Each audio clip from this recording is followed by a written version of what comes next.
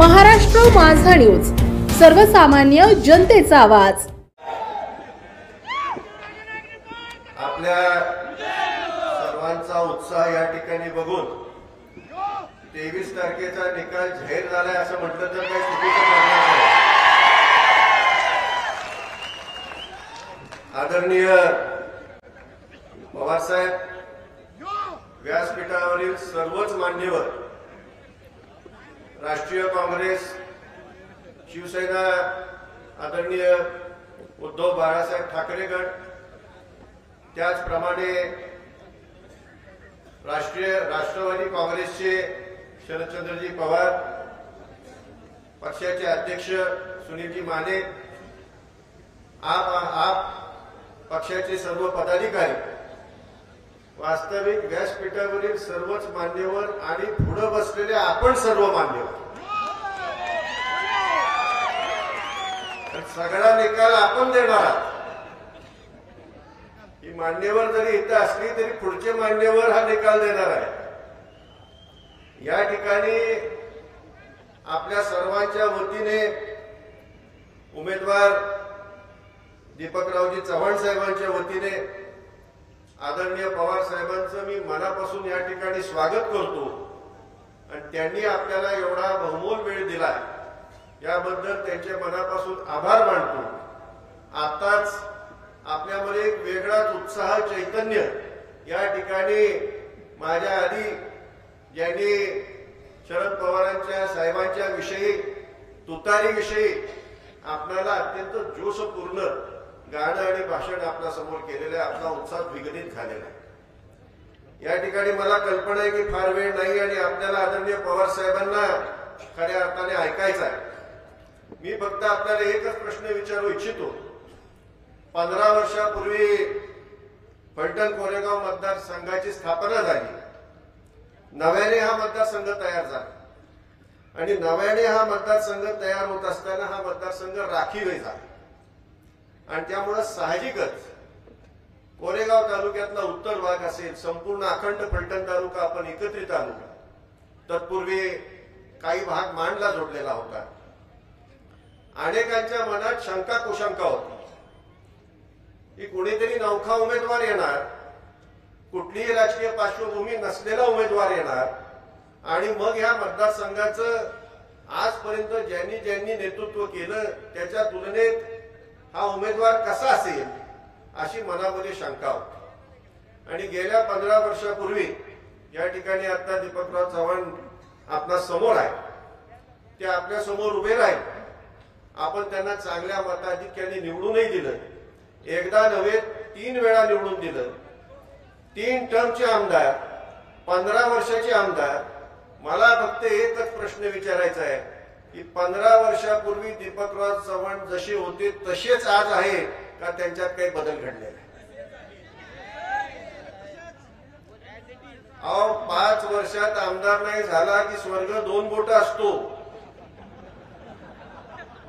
सरपंचाचं उदाहरण घ्या, सभापती घ्या, जिल्हाध्यक्ष घ्या, स्वर्ग फक्त 2 बोट राहतो। इथं 15 वर्षाचा आमदार, मुंबईची हवा लोखंडालाही गंज लावते, विधानसभेची हवा, परंतु या माणसाच्या डोक्यात ते काही गेलं नाही, त्याची बुद्धी भ्रष्ट झाली नाही, मती भ्रष्ट झाली नाही, हे आपल्या सर्वांना मान्यच करावं लागतं। जसे होते तसे आजही वागण्यात, बोलण्यात, राहणीमानात कशातही फरक नाही आणि म्हणूनच तसा माणूस आपल्याला मिळाला। या मतदारसंघाचं खऱ्या अर्थाने भाग्य असं म्हटलं तर काही चुकीचं ठरणार नाही। आणि ह्या मतदारसंघाची जी परंपरा होती, मालोजी राजांपासून या मतदारसंघाची परंपरा होती। स्वर्गीय हरिभाऊ निंबाळकर आमदार होते, त्यानंतर स्वर्गीय कृष्णचंद्रजी भोयटे साहेब आमदार होते, श्रीमंत शिवाजीराजे होते, चिमणरावजी कदम साहेब होते, श्रीमंत रामराजे साहेब आपले लोकप्रतिनिधी होते आणि दीपक चव्हाण सुद्धा गेल्या 15 वर्षापासून आपले लोकप्रतिनिधी असताना ज्यांनी निवडून दिलं त्यांच्याशी 100% निष्ठा, आपल्या नेत्याबरोबर 100% निष्ठा आणि मतदारसंघाला खाली बघावं लागेल असं एकही कृत्य दीपकराव चव्हाणांच्या हातून घडलेलं कुणी दाखवून द्यावं, माझं आव्हान आहे। एक सर्वसामान्यातला कुटुंबातला हा झालेला आमदार आज जसाच्या तसाच राहिला आहे हे लक्षात घेण्याची आवश्यकता आहे. शेजारची अनेक उदाहरणे आहेत, मला काही कुणावर टीका करायची नाही. ऊस तोडणी कामगाराच्या मुलाचा आज बंगला आहे, लक्षात घ्या. तो तिथंच राहिला नाही, कुठच्या कुठं गेला, पण आमचा माणूस जिथल्या तिथं राहिला. ज्यांनी निवडून दिलं त्यांच्या सुखदुःखात समरस झाला आणि जमिनीवरती पाय ठेवून तुमच्या कुठल्याही अडीअडचणीला ठामपणे उभं राहणारा असा आमदार आपल्याला मिळाला आणि म्हणूनच पुन्हा एकदा त्यांना चांगल्या मताधिक्याने आपल्याला निवडून द्यायचं. एका बाजूला एक चांगला व्यक्ती, दुसऱ्या बाजूला एक कर्तव्यदक्ष आमदार. सर्वाधिक प्रश्न विधानसभेमध्ये सातारा जिल्ह्यातील कुठल्या आमदारांनी विचारले असतील तर दीपकराव चव्हाणांचं प्रामुख्याने नाव घ्यावं लागेल. आदर्शवत आमदारांची यादी काढायचं ठरवलं. आता दुर्दैवाने आदर्शवत आमदार लगेच काही डोक्यात येत नाहीत, परंतु दीपकराव चव्हाणांचं पहिलं क्रमांकाने नाव तिथं तुम्हाला घ्यावं लागेल एवढं मात्र निश्चित सांगतो. आणि अशा प्रकारची व्यक्ती आपल्याला मिळालेली आहे, तिला पुढं न्यायचं का नाही आता आपल्या हातात आहे.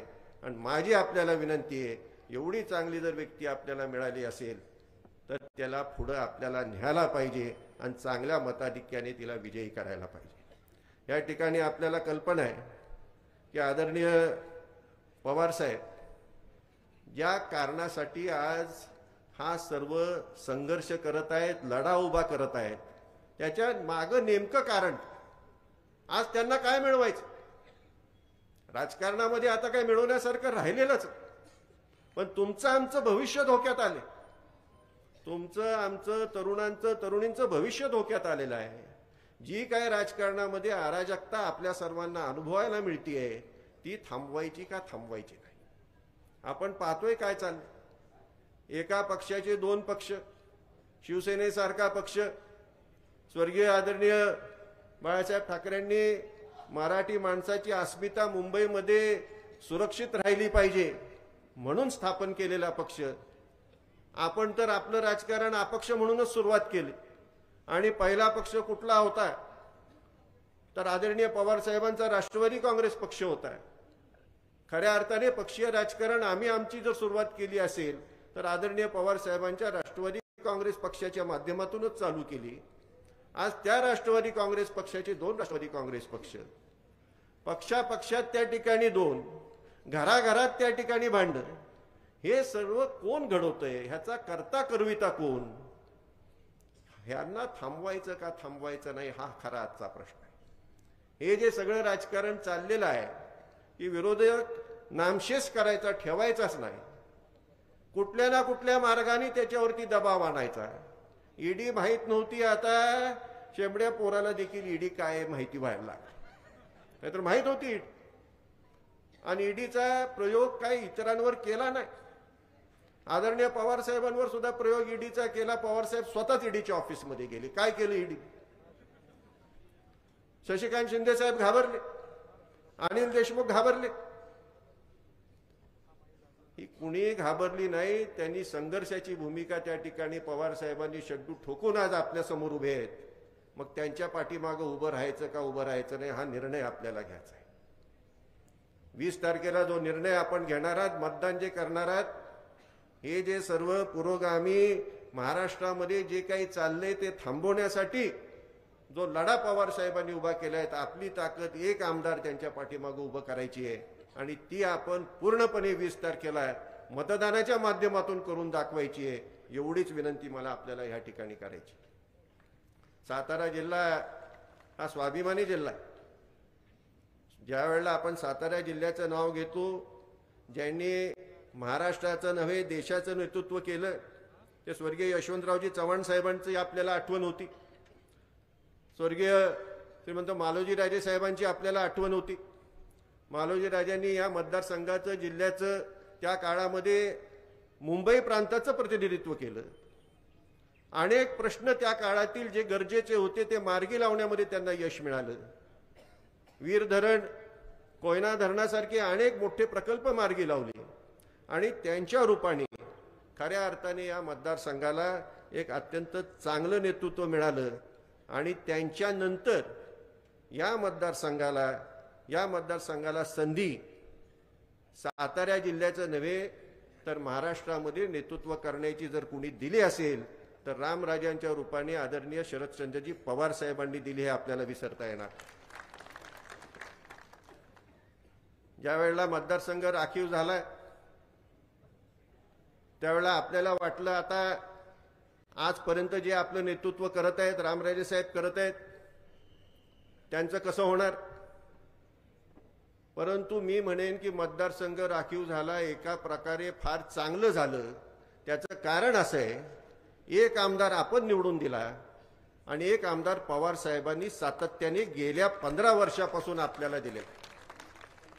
रामराजे साहेब पहिल्यापासून त्या ठिकाणी विधान परिषदेवरती आदरणीय पवार साहेबांच्यामुळे त्या ठिकाणी गेले, मंत्रिमंडळात त्या ठिकाणी गेले, सत्ता नसताना त्या ठिकाणी विधान परिषदेचे सभापती झाले आणि आत्ता सुद्धा पुन्हा विधान परिषदेचे आमदार म्हणून त्या ठिकाणी कार्यरत आहेत.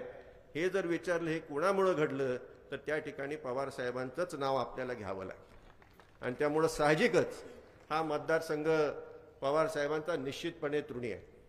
या ठिकाणी कितीतरी गोष्टी सांगता येतील, वेळेचा अभाव आहे, मला कल्पना आहे.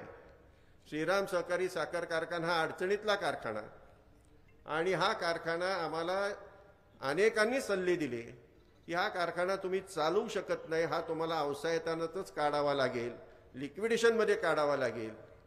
हा कारखाना अडचणीतून बाहेर काढण्यासाठी आणि त्यावेळेला आजारी कारखाने बाहेर काढत असताना आदरणीय पवार साहेबांनी काही योजना आखल्या होत्या. त्या योजनेमध्ये सुद्धा हा कारखाना बसू शकत नव्हता, पण आदरणीय पवार साहेबांनी तो बसवला आणि त्यामुळं आज श्रीराम कारखाना निष्कर्जी झाला आणि आज 5000 गणिताच्या दृष्टीने आपण वाटचाल केली. म्हणजे एवढा मोठा उपकार. कारखाना म्हटल्यानंतर तालुक्याची ऊस उत्पादकाची आर्थिक वाहिनी असते, कामगार त्यावरती अवलंबून असतात आणि एवढं मोठं सहकार्य त्या ठिकाणी केवळ या भागातल्या ऊस उत्पादकांना न्याय मिळावा, कामगारांना न्याय मिळावा या दृष्टिकोनातून त्या ठिकाणी पवार साहेबांनी घेतलेला आणि आम्हाला दिलेलं सहकार्य फार मोठं आहे. काही अडचण आली आणि पवार साहेबांकडे गेलं, कारखान्यात काही अडचणी आल्या, जवारच्या संदर्भात अडचणी आल्या, पवार साहेबांच्या समोर गेल्यानंतर त्या अडचणी संपल्या, त्या ठिकाणी मार्ग निघाला आणि आज आपण पाहतो काय परिस्थितीमध्ये आपण गेलेलो आहे. आणि निश्चितच त्यामुळं या मतदारसंघावर पवार साहेबांचे मोठे उपकार आहेत आणि त्यामुळं साहजिकच आपण सर्वजण या ठिकाणी उत्साहाने जे उपस्थित राहिला आहात ते पवार साहेबांमुळेच आपण या ठिकाणी आलेला, त्याची मला चांगली कल्पना. या ठिकाणी मला एक आपणासमोर पाण्याच्या प्रश्नासंबंधी एक विषय फक्त या ठिकाणी ठेवायचा. आपण सर्वजणच तालुक्यातून या ठिकाणी जमा झालेला. नीरा देवघरचा पाण्याचा प्रश्न या ठिकाणी ऐरणीवरती आलाय असं म्हटलं तर चुकीचं ठरणार नाही. श्रीमंत रामराजे साहेब ज्या वेळेला अपक्ष या नात्याने निवडून आले आणि अपक्ष आमदारांनी एकत्रित येऊन, विशेष करून सर्व पश्चिम महाराष्ट्रातले अपक्ष आमदार होते, त्यांनी युती शासनाच्या माध्यमातून त्यांना पाठिंबा देत असताना कृष्णा खोऱ्याची स्थापना केली. 2000 सालापर्यंत जे काही पाणी अडवण्याची गरज होती त्या अडवण्याच्या दृष्टीने यशस्वीपणे त्यांनी प्रयत्न केला. पाणी अडवलं गेलं, नीरा देवघर धरण सुद्धा पूर्ण झालं आणि त्याचं पाणी आज बारामती तालुक्यात, फलटण तालुक्यात, माळशिरस, सांगोला, पंढरपूर हे सर्वच आपण कॅनॉलच्या खालची, कॅनॉलच्या डाव्या आणि उजव्या कालव्याखालची सर्वच आपण बागायतदार आजच्या घटकेला वापरत आहोत. ही वस्तुस्थिती आहे. हे आपल्याला सुद्धा कल्पना आहे. म्हणताना म्हणायला सोपं आहे की बारामतीने पाणी चोरलं. केवळ बारामतीच नाही, इंदापूरही ते पाणी वापरतंय आणि आपणही उजव्या कालव्याच्या माध्यमातून ते पाणी वापरतोय. कारण पाणी त्या ठिकाणी आहे. अद्याप त्या ठिकाणी नीरा देवघरचे कालवे झाले नाहीत. कालवे फक्त खंडाळा तालुक्यातल्या वाघोशीपर्यंत झाले होते. नंतरच्या काळामध्ये निर्णय झाला की पाणी हे पाईपलाईनद्वारे न्यायचं आणि इथून पुढच्या काळामध्ये कुठल्याही अशा प्रकारची योजना असेल तर पाईपलाईनचा वापर त्या ठिकाणी करायचा. त्यामुळं पाण्याची काही बचत होती. आता ही बचत होत असताना मला आपल्याला पहिल्यांदा सांगितलं पाहिजे की नीरा देवघर कार्यक्षेत्रामध्ये फलटण तालुक्यामध्ये भिजणारं जे क्षेत्र आहे ते 58% आहे. 42% क्षेत्र भिजण्याचं शिल्लक राहतं. त्यामुळं पाईपलाईनद्वारा जरी काही पाणी जात असेल आणि पाण्याची बचत होत असेल तर त्याचा पहिला हक्क खंडाळा, फलटण आणि माळशिरस ह्या 3 लाभ क्षेत्रात येणाऱ्या तालुक्यांचाच आहे. याच्या व्यतिरिक्त कुणाचा नाही. ही वस्तुस्थिती. परंतु माजी खासदारांनी त्या पाण्याच्या बचतीमध्ये वाटप करून टाकलं पत्राद्वारा. 1 TMC Malshiras, 1 TMC Sangola, 1 TMC Pandharpur. Phaltan तालुक्याचं काय? फलटण तालुक्याचा 42% अजूनही भाग भेदायचा राहतोय. लाभ क्षेत्रातला राहतोय. ज्यांच्या जमिनी गेल्या त्यांचा राहतोय. त्यांचं काय? त्याचा विचार नाही झाला. दुसरीकडं 2 TMC दुसऱ्या माजी मुख्यमंत्र्यांनी त्या ठिकाणी पाणी मागितलं. आपल्याला आपलं पाणी वाचवायला पाहिजे आणि त्याकरता कुठल्याही टोकाची जाऊन संघर्षाची भूमिका घ्यावी लागली तर ती घ्यावी लागणार आहे. आणि म्हणूनच म्हटलं की हा प्रश्न जो ऐरणीवरती आहे तो याच कारणाकरता आहे. लोकसभेची निवडणूक होती. तुम्हाला लोकसभेची निवडणूक महत्वाची वाटली म्हणून ज्यांच्या हक्काचं आहे त्यांचं तर तुम्ही देऊ शकत नाही.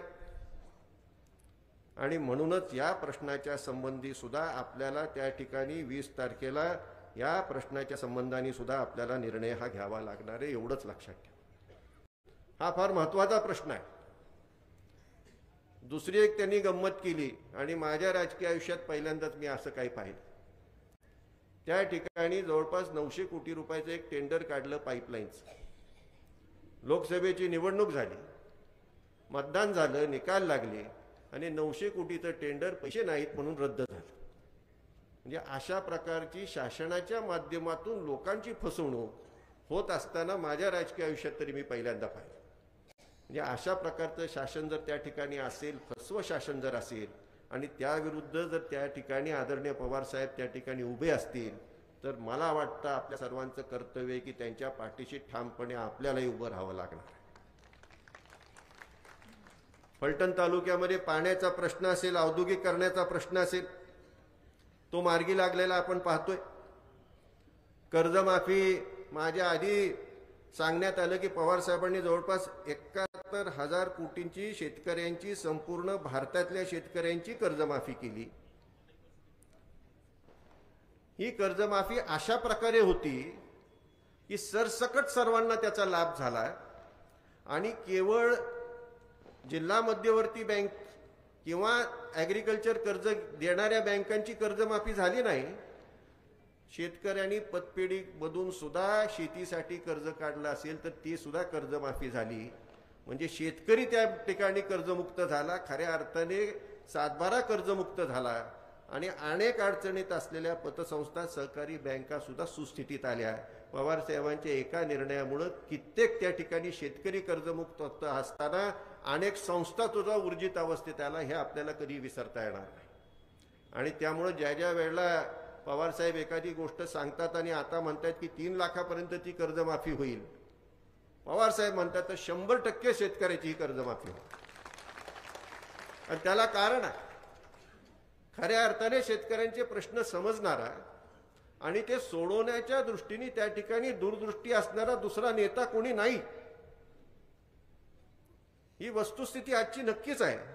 आणि त्यामुळंच मग 20 सवलतीच्या दरात असेल आणि लाडक्या बहिणींचे 1500चे 3000 करण्याचा विषय असेल, जर पवार साहेबांनी त्या ठिकाणी निर्णय घेतला असेल तर तो 100% खऱ्यात उतरवल्याशिवाय ते राहत नाहीत याची आपल्याला खात्री आहे. म्हणून आपण पवार साहेबांच्या पाठीमागे उभे आहोत. आणि म्हणूनच मला आपल्याला सर्वांनाच विनंती करायची आहे की खऱ्या अर्थाने शेतकऱ्याचे प्रश्न माहीत असणारा आणि शेतकरी पुढं कसा जाईल, शेतकरी केवळ ऊस उत्पादक नव्हे तर विविध इतर पिकं घेणारा सुद्धा शेतकरी कसा पुढे जाईल, फळफळावळ घेणारा सुद्धा शेतकरी पुढे कसा जाईल, त्याला सातत्याने त्या ठिकाणी प्रोत्साहन कसं मिळेल, अशी दूरदृष्टी असणारा नेता आपल्याला लाभला हे आपलं भाग्य आहे. आपल्याला माहिती आहे की फळबाग योजना ही रोजगार हमी योजनेमध्ये अंतर्गत आणायची ही कल्पना कोणाची असेल तर पवार साहेबांची. आज आम्ही मोठ्या अभिमानाने फलटण तालुक्यामध्ये धुमाळवाडी हे फळांचं गाव म्हणून संपूर्ण भारतामध्ये नावाजलेलं आहे. धुमाळवाडीला फळांच्या गावाचा दर्जा हा मिळाला। त्या ठिकाणी अनेक शेतकऱ्यांचे आमचे रामदास कदम आहेत त्यांना त्या ठिकाणी पुरस्कृत सुद्धा करण्यात आलं आणि अख्ख्या भारतभर त्याची ख्याती आहे आणि त्या परिसरातून डाळिंब असतील, पेरू असतील, द्राक्ष असतील ही पुरवली जातात। परंतु या सर्वाच्या मागे त्यांना प्रोत्साहन देणारी कोण जर व्यक्ती असेल तर फळबाग लागवड योजना असेल, त्या ठिकाणी शेतकऱ्यांना सातत्याने प्रोत्साहित करणारी कोण व्यक्ती तर आदरणीय पवार साहेब सोडून कुणी नाही, हे आवर्जून मी आपल्याला सांगतो। दुष्काळी भागाकरता कुठला ना कुठला त्या ठिकाणी योजना आणणं आवश्यक होतं आणि सगळ्यात त्या ठिकाणी प्रभावी फळबाग, डाळिंब, द्राक्ष हे येणं आवश्यक होतं। ते आणलं कुणी? ड्रीप इरिगेशन सिस्टीम असेल ती आणली कुणी? एका दुष्काळात मला आठवतं मी जिल्हाध्यक्ष होतो, द्राक्षा बागांना टँकरनी पाणी पुरवठ्याची तरतूद सुद्धा पवार साहेबांनी त्या ठिकाणी करून दिली। पिण्याच्या पाण्यासाठी होतीच, परंतु द्राक्ष जी आपण मोठा खर्च करून त्या ठिकाणी शेतकरी त्या ठिकाणी द्राक्षाची लागवड करत असतो आणि ती जर पावसाअभावी, पाण्याअभावी नष्ट झाली तर फार मोठ्या नुकसानाला समोर जावं लागतं। ती जगवण्यासाठी सुद्धा टँकरने पाणी देण्याची तरतूद पवार साहेबांनी केली आणि म्हणूनच मी म्हणतो की खऱ्या अर्थाने शेतकऱ्यांचा कैवारी कोण असेल तर पवार साहेबांसोडून कुणी नाही, हे लक्षात घेऊनच आपल्याला पवार साहेबांच्या पाठीमागे ठामपणे उभं राहण्याची भूमिका आपल्याला घ्यायची आहे। या ठिकाणी तालुक्याची घडी श्रीमंत रामरायांच्या माध्यमातून कशी बसली आहे गेल्या अनेक वर्षापासून तुम्ही अनुभवताय। तालुक्यात शांतता आहे, तालुक्यामध्ये उद्योग वाढीसाठी त्या ठिकाणी पोषक वातावरण आहे। कमिन्ससारखा उद्योग मोठ्या प्रमाणामध्ये त्या ठिकाणी आपली एक एक कंपनी दरवर्षी वाढवत चाललेला आहे, 13 पेक्षा अधिक त्यांची युनिट झाली। ट्यूब इंडिया सारखी नवी एक कंपनी येऊ घातलेली आहे, महिंद्रा लॉजिस्टिक्स सारखी कंपनी येऊ घातली।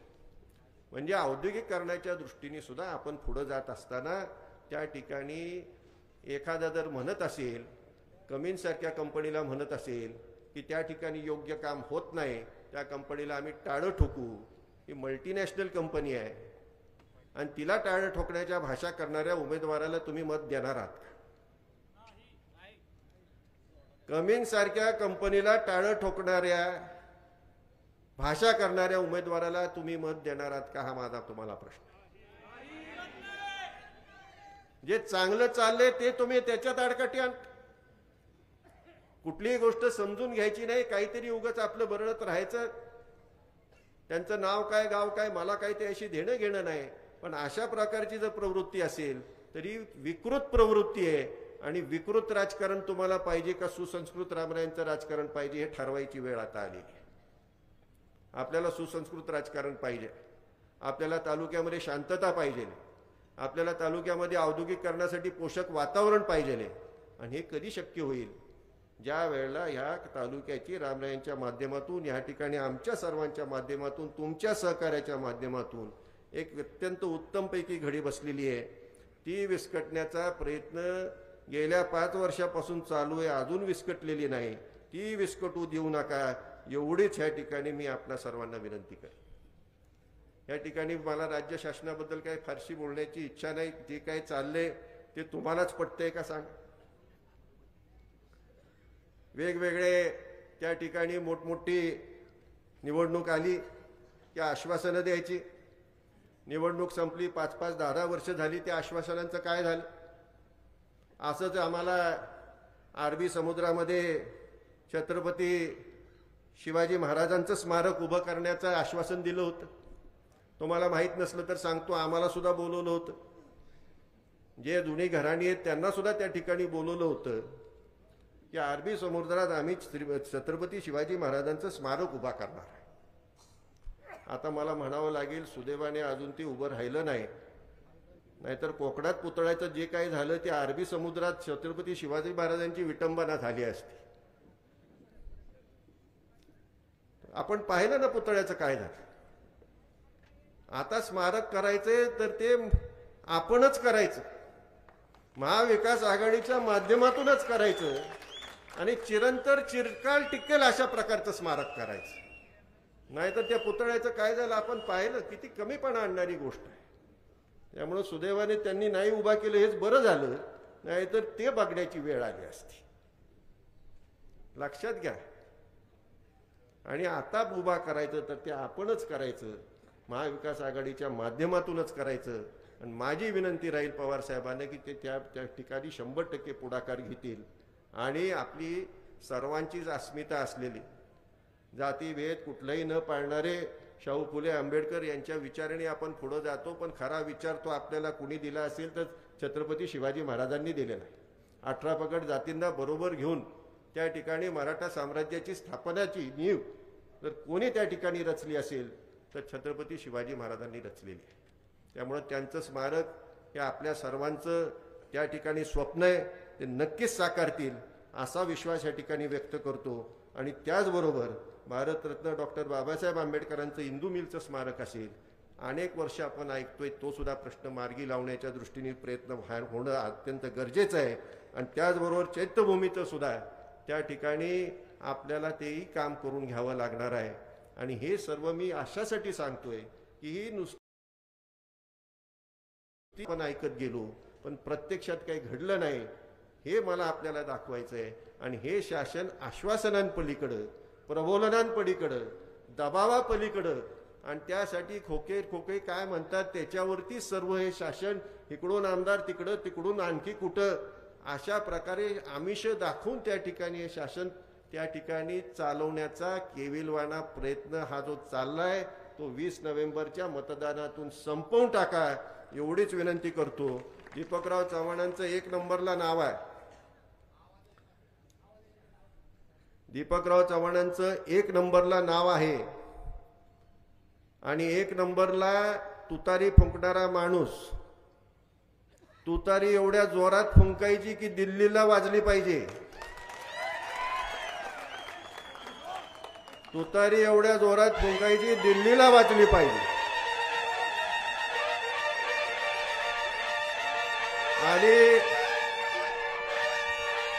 आणि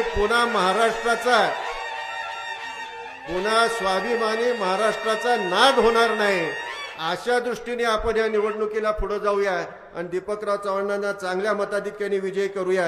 आणि ते आपण कराल असा विश्वास व्यक्त करतो. आपणा सर्वांचे आभार मानतो. विशेष करून आदरणीय पवार साहेब आणि व्यासपीठावरील सर्वच मंडळींचे मनापासून आभार मानतो आणि थांबतो. आणि आपले उमेदवार दीपकरावजी चव्हाण साहेब यांना आपल्याला मार्गदर्शन करावं, उद्बोधित करावं, आव्हान करावं ही विनंती करतो.